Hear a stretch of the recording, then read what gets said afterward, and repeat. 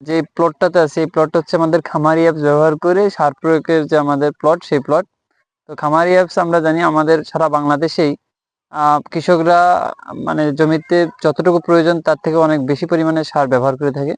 তো সারটা অধিক পরিমাণে রাসায়নিক সার ব্যবহার করার কারণে আমাদের মাটির কিন্তু উর্বরতা শক্তি হ্রাস পাচ্ছে। তাই আমাদের কৃষি সম্প্রসারণ অধিদপ্তর থেকে আমাদের এই সারের সাশ্রয়ের জন্য খামারি অ্যাপস ব্যবহার করে আসলে কৃষকের জমিতে যতটুকু সার প্রয়োজন ততটুকু সারই হচ্ছে আমরা দেওয়ার জন্য কৃষকদেরকে উদ্বুদ্ধ করছি। তারই আলোকে আমরা হচ্ছে আজকে খামারি অ্যাপসের মাধ্যমে আমাদের এই প্লটে আমরা সার প্রয়োগ করব।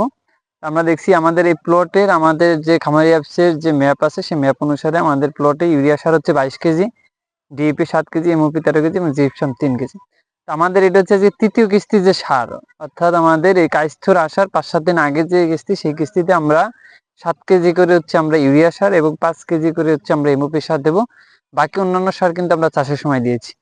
আমরা দেখতে পাচ্ছি এই মাঠের গাছের গ্রোথ কিন্তু খুবই ভালো, অর্থাৎ খামারিয়া ব্যবহার করে সার প্রয়োগ করলে পরিমিত মাত্রায় সার প্রয়োগ করার ফলেও আমাদের গাছের গ্রোথ এবং গাছের যে আমাদের ভেজিটেটিভ গ্রোথ আছে সেটা কিন্তু এখন পর্যন্ত ভালো।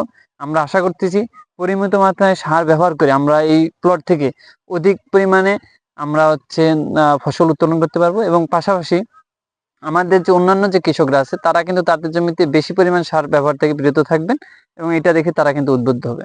ধন্যবাদ সবাইকে।